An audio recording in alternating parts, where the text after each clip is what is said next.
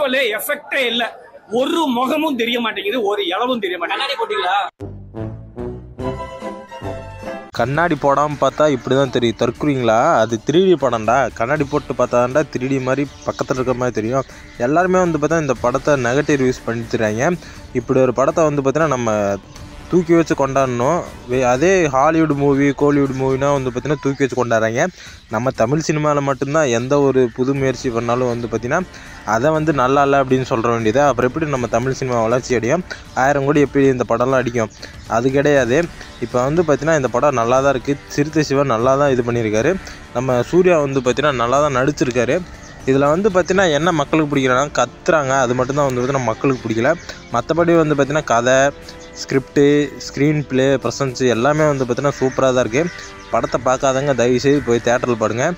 எல்லாருமே பார்க்கலாம். நான் இந்த படத்துக்கு ரேட்டிங் வந்து பார்த்திங்கன்னா 10க்கு 8 தருவேன். பாக்கி 7